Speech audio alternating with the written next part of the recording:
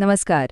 प्रमेहाच्या प्राचीन वर्गीकरणाबद्दल जी काही ऑडिओ चर्चा किंवा वाद आपण ऐकत आलो आहोत ना, त्याचं आज आपण या सविस्तर विश्लेषणातून अगदी दृश्य स्वरूपात आणि कायम स्वरूपी निराकरण करणार आहोत.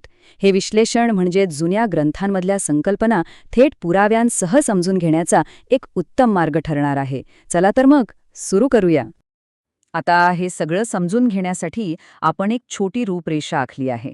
यात आपण प्रमेहाचं वर्गीकरण तक्ता, त्याचे 20 प्रकार, बलवान विरुद्ध दुर्बल रुग्ण, दोषानुसार उपचार आणि शेवटी आहार जीवनशैली अशा टप्प्यांनी पुढे जाणार आहोत. अगदी सुटसुटीत नाही का? तर पहिला टप्पा प्रमेह वर्गीकरण तक्ता. हा ऐतिहासिक वाद मुळातून समजून घ्यायचा असेल तर सर्वात आधी आपल्याला या प्राचीन हस्तलिखितांची समोरासमोर तुलना करून पाहावी लागेल. आणि त्यासाठी हे समोरचं चित्र पहा. हे या पूर्ण विश्लेषणाचा खरा गाभा आहे. इथे चरक, सुश्रुत, अष्टांगहृदय आणि माधव निदान या चारही प्रमुख आयुर्वेद दिग्गजांचे दृष्टिकोन अगदी एकाच ठिकाणी, एकाच तक्त्यात मांडलेले स्पष्ट दिसतात. आता गंमत पहा. या चारही ग्रंथांमध्ये प्रमेहाच्या मूळ संरचनेवर म्हणजे बेसिक फ्रेमवर्कवर पूर्ण एकमत आहे. पण वादाची ठिणगी नेमकी पडते ती नावांवरून. प्रत्येक लेखकाने उपप्रकारांना वेगवेगळी नावे दिली आहेत. पण जर आपण बारकाईने पाहिलं तर लक्षात येईल की त्यांची मूळ संकल्पना मात्र अगदी एकच आहे. दुसरा टप्पा 20 प्रकारांचे विश्लेषण. या नावांच्या फरकांचा योग्य अर्थ लावण्यासाठी आपल्याला या माहितीची वात, पित्त आणि कफ या 3 मूलभूत दोषांनुसार विभागणी करावी लागेल. पण या सगळ्या वादांच्या पलीकडे एक खूपच रंजक गोष्ट समोर येते. ती म्हणजे एक अगदी पक्क गणितीय एकमत. ग्रंथकार कोणताही असो, प्रमेयाचे एकूण प्राथमिक प्रकार 20 आहेत यावर मात्र सर्वांचं 100% एकमत आहे. आता हेच कफज प्रमेहाच्या या 10 प्रकारांमध्ये पाहूया. इथे आपल्याला स्पष्ट दिसेल की सुश्रुत हे चरकांपासून थोडे वेगळे कसे ठरतात. चरकांनी शीतमेह आणि लालामेह असा उल्लेख केलाय, तर सुश्रुतांनी त्याऐवजी लवणमेह आणि फेनमेह हे शब्द वापरलेत. माहिती तीच, फक्त शब्द वेगळे. आणि हेच पित्तज प्रमेहाच्या 6 प्रकारांमध्येही घडतं. नावांच्या चर्चेचं हे आणखी एक उत्तम उदाहरण आहे. चरक संहितेमध्ये ज्याला लोहितमेह म्हटलंय, अगदी त्याच प्रकारासाठी अष्टांगहृदय आणि माधव निदानाने रक्तमेह हा शब्द वापरलाय. अर्थाच्या दृष्टीने पाहिलं तर लोहित आणि रक्त एकच, बरोबर? शेवटी वातज प्रमेहाच्या या 4 प्रकारांकडे वळूया. हा नावांचा फरक या तक्त्याच्या अगदी शेवटच्या टप्प्यापर्यंत कायम राहतो. चरकांनी हा अत्यंत गुंतागुंतीचा टप्प्याला मधुमेह असं म्हटलंय, तर सुश्रुतांनी तिथे क्षौद्रमेह असा शब्दप्रयोग केलाय. हे खरंच खूप कुतूहल निर्माण करणारं आहे.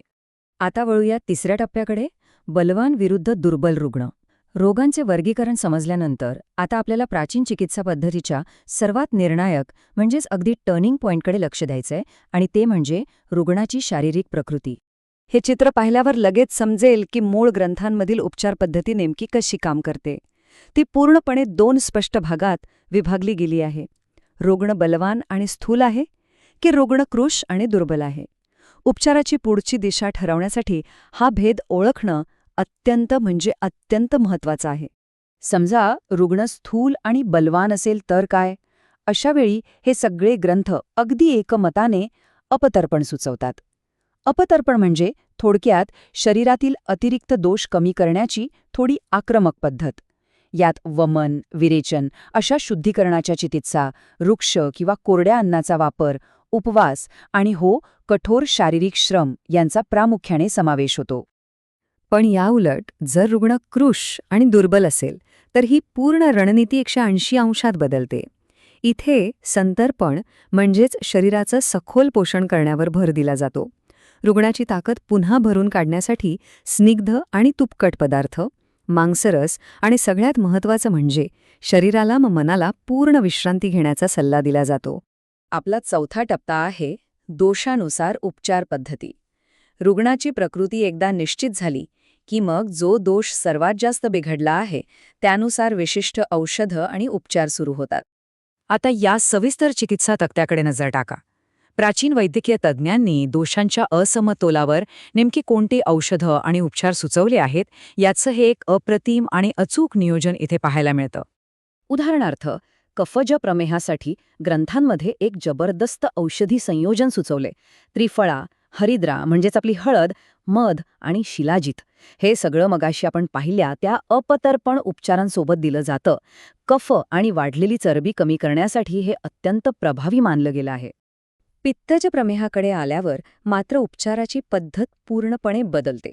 इथे मुख्य लक्ष असतं ते शमन आणि विरेचनावर.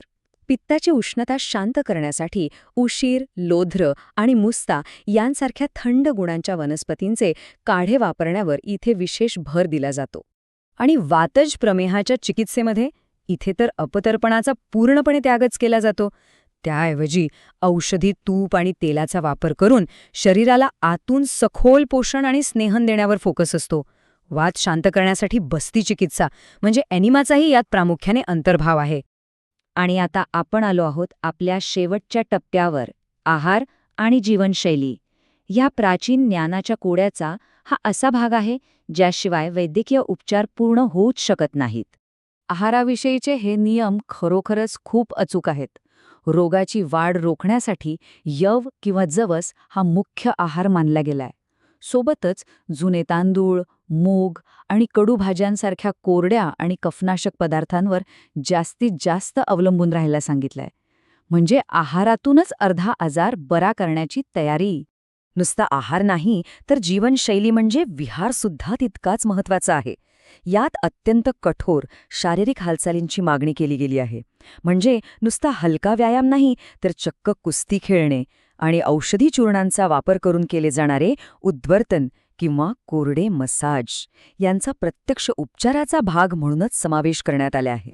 तर या विश्लेषणाच्या अगदी शेवटी पोहोचताना आणि या सर्व वादविवादांचा निष्कर्ष काढताना आपल्या मनात एक महत्त्वाचा विचार नक्कीच येतो. तो म्हणजे या प्राचीन ग्रंथांचं खरं कौशल्य त्यांच्या त्या गुंतागुंतीच्या वर्गीकरणात आणि नावांच्या खेळात दडले, की प्रत्येक रुग्णाच्या वैयक्तिक प्रकृतीला इतक्या सखोलपणे समजून घेऊन त्याप्रमाणे अगदी टेलरमेड उपचार करण्याच्या त्यांच्या क्षमतेत. विचार करा, यातूनच आपल्याला आयुर्वेदाच्या खऱ्या आणि अथांग ज्ञानाची प्रचिती येते.